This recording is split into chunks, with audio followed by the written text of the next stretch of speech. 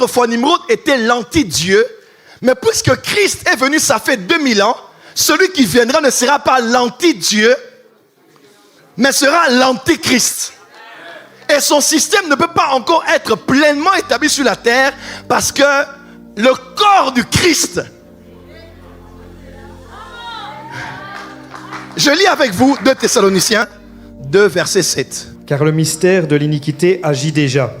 Il faut seulement que celui qui le retient encore... S'il te plaît, commence avec le verset qui vient avant. Verset 6. Et maintenant vous savez ce qui le retient, afin qu'il ne paraisse qu'en son temps. S'il te plaît, lis le verset avant. Verset 5. Ne vous souvenez-vous pas que je vous disais ces choses lorsque j'étais encore chez vous? Et maintenant vous savez ce qui le retient, afin qu'il ne paraisse qu'en son temps. Car le mystère de l'iniquité... Ce qui le retient afin qu'il paraisse en son temps. Dis à ton voisin, l'antichrist. L'antichrist paraîtra en son temps. En son temps. On y va? Car le mystère de l'iniquité agit déjà, il faut seulement que celui qui le retient... Excuse-moi, car le mystère de l'iniquité agit déjà, ok? Il faut seulement que celui qui le retient encore ait disparu. Il faut seulement que celui qui le retient encore ait disparu. Vas-y.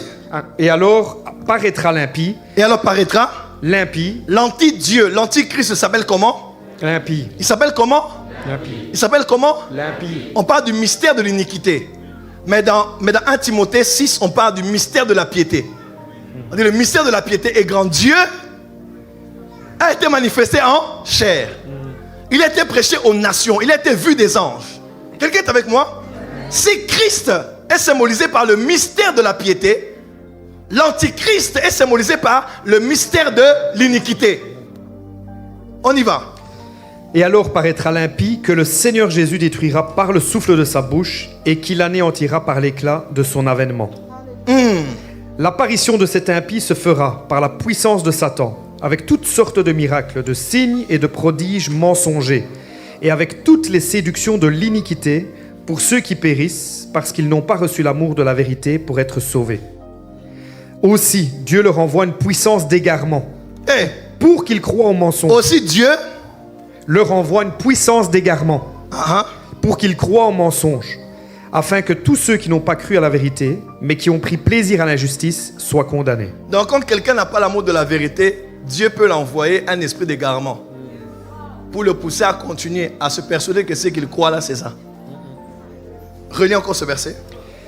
Aussi, verset 11, Dieu leur envoie une puissance d'égarement pour qu'ils croient au mensonge, afin que tous ceux qui n'ont pas cru à la vérité, mais qui ont pris plaisir à l'injustice, soient condamnés.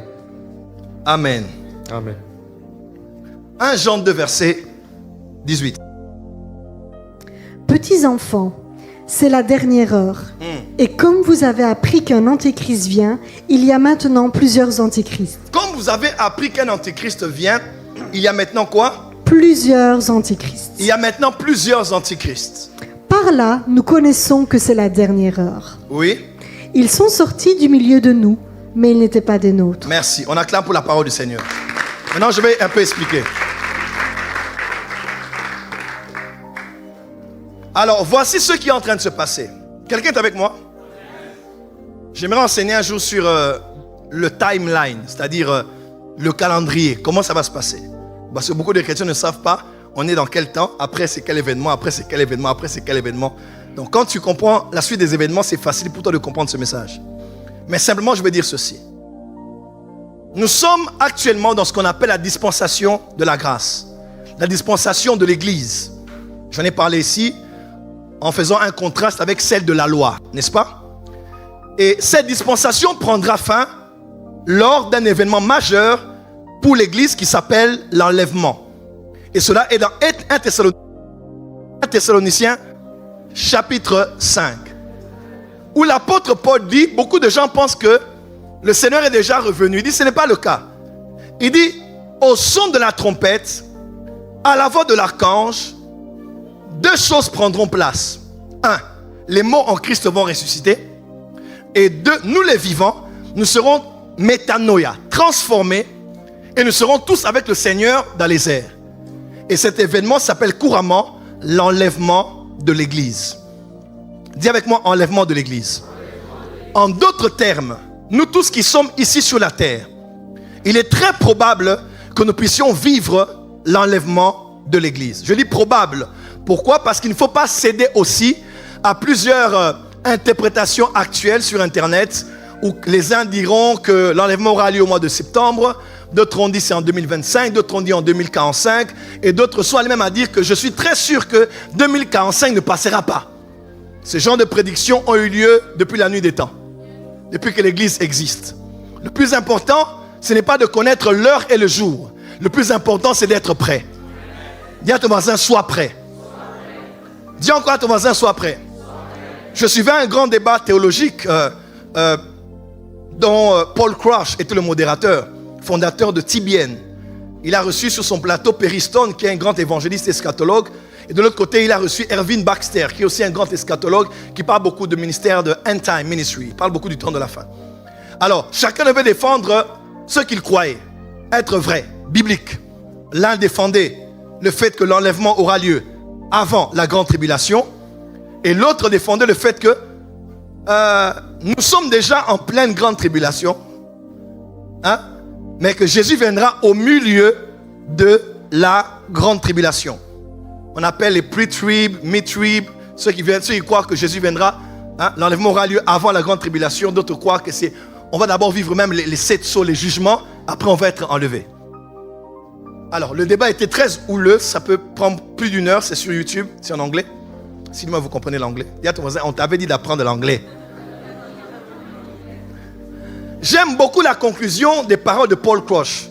Lorsque Paul Crouch prend la parole à la fin, il dit, j'apprécie beaucoup l'un et l'autre. J'ai été là pour modérer ces instants de débat. C'était verset sur verset. L'un donnait le verset, l'autre le verset. Le verset, ping-pong de versets. À la fin, Paul Crouch dit quelque chose qui m'a touché. Il dit, je suis allé devant le Seigneur, j'ai dit, Seigneur, tu reviens quand? Avant? Ou bien pendant? Et il clôture l'émission en disant, Dieu m'a donné une seule réponse avec 2 mots. Get ready. Get ready. Des fois, on fait des débats théologiques pour paraître celui qui connaît le mieux. Mais à quoi cela te servira de connaître le mieux et de rater l'enlèvement? Dis à ton voisin, je ne veux pas rater l'enlèvement. Et ce que j'aime, c'est que Jésus dit, il y aura deux femmes dans le champ. Une sera enlevée, l'autre va rester. Il y aura 2 personnes dans la même maison. Une sera enlevée, l'autre va rester. Ça veut dire que ce qui sauve, ce n'est pas d'appartenir à un champ. Ce qui sauve, ce n'est pas d'être dans la même maison. Mais c'est la qualité de vie que tu as, toi, avec celui qui enlève. En d'autres termes, ce n'est pas le fait d'être à la porte de ceux qui sauvent. Ce n'est pas le fait d'être baptiste. Oh, nous, on est des presbytériens. Nous, on est des ménonites. Nous, on est des pentecôtistes. Nous, on est des évangéliques. On n'aime pas les charismatiques. Ce n'est pas ça qui sauve. Mais c'est ta relation personnelle que tu as avec celui qui enlève. Tu n'as pas dit amen. Si je suis sur une table et que je joue au jeu de dames, nous le faisons en Afrique avec les bouchons des bouteilles de bière ou de soda, et qu'on avait de l'aimant, on faisait passer l'aimant, très facile pour un bouchon d'être attiré par l'attraction à cause de ces éléments qui s'attirent, n'est-ce pas? Quand c'était du bois, ça passe dessus, rien ne s'élève. Laisse-moi te dire, ceux qui vont être enlevés ont une nature compatible à être attirés par celui qui sera dans les airs. Et j'aimerais vous annoncer ici, Église, écoutez-moi très bien. L'événement que nous attendons maintenant, le prochain grand événement que l'Église attend, maintenant je dis, où sommes-nous par rapport au temps? Maintenant là, il y a un événement qui va arriver qu'on appelle la pluie de l'arrière-saison. C'est-à-dire, nous allons vivre à notre époque un réveil plus puissant, plus glorieux que ce que les apôtres ont vécu depuis l'ère de l'Église jusqu'à ce jour. Parce qu'en Israël, il y avait 2 pluies. Quand vous lisez le livre du prophète Joël, c'est un livre agricole, parce qu'on parlait d'un contexte d'un peuple qui vit de l'agriculture.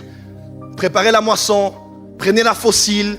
Il parle des sauterelles, n'est-ce pas? Il parle des greniers, parce qu'il parlait à un peuple qui connaissait l'agriculture. Et Israël a généralement 2 périodes pluvieuses. La première, qu'on appelle la première pluie, c'est une période très longue, à la fin de l'année comme ça. Très longue, elle est très longue comme pluie. Et la pluie est vraiment abondante. Cette première pluie s'appelle la première pluie. Elle prépare la terre pour que les semeurs aillent maintenant s'aimer sur une terre bien aménagée, bien apprêtée par le Seigneur. Et après avoir sémé, il y a ce qu'on attend maintenant qu'on appelle la pluie de l'arrière-saison. Elle intervient vers le mois d'avril comme ça là. Celle-là, elle n'est pas plus longue, elle est très courte, mais elle est beaucoup plus abondante parce qu'elle prépare la terre aux moissonneurs pour venir moissonner. C'est là qu'on arrive maintenant à la fête de la moisson, la fête de la Pentecôte. Quelqu'un peut dire amen bien? Dis amen bien que je t'entende. La première pluie, c'est ce qu'on appelle la Pentecôte. La Pentecôte a été la pluie qui est tombée dans Acte 2 et qui a fait longtemps, 2000 ans. Jusqu'à aujourd'hui, nous vivons la première pluie, la pluie de la Pentecôte depuis la chambre haute jusqu'à aujourd'hui. Et ça nous a aidés à aller semer. Matthieu 13, mais la sémence, c'est la parole. C'est ainsi que des hommes sont allés semer l'évangile, s'aimer la parole. Aujourd'hui, Jésus disait, depuis Jérusalem jusqu'aux extrémités de la terre. Et le lieu le plus éloigné de Jérusalem, c'est la Nouvelle-Zélande. La Nouvelle-Zélande est le lieu géographique le plus éloigné de Jérusalem. Parce que Jérusalem est au centre du monde. Même les anciennes cartes révèlent cela. Ézéchiel 5, verset 5, Jérusalem est au centre du monde. Quelqu'un me comprend? Mais la Nouvelle-Zélande a déjà été touchée par l'évangile. Donc, l'évangile est dans le monde entier aujourd'hui et nous continuons à évangéliser. Et nous sommes sous la pluie qui est tombée dans Actes chapitre 2. Mais j'aimerais vous dire, il y a une autre pluie qui arrive. Cette pluie va nous permettre d'avoir une plus grande moisson. Tu n'as pas dit amen. Une plus grande moisson pour Jésus, comme on n'en a jamais eu. Des âmes qui vont... Mais seulement la pluie là ne dure pas longtemps. Et cette pluie-là est beaucoup plus abondante que la première. Je crois que les miracles qu'on verra dans cette ère sont de très loin supérieurs à ceux que Paul a vus, Saint Patrick a vécu, Smith Wigglesworth a vécu, Oral Robert a vécu, Alonzo Allen a vécu, Catherine Kuhlman a vécu, Joël Francis Tatou a vécu. Tu n'as pas dit amen là où tu es. Et c'est aussi ce qu'on appelle le réveil du temps de la fin.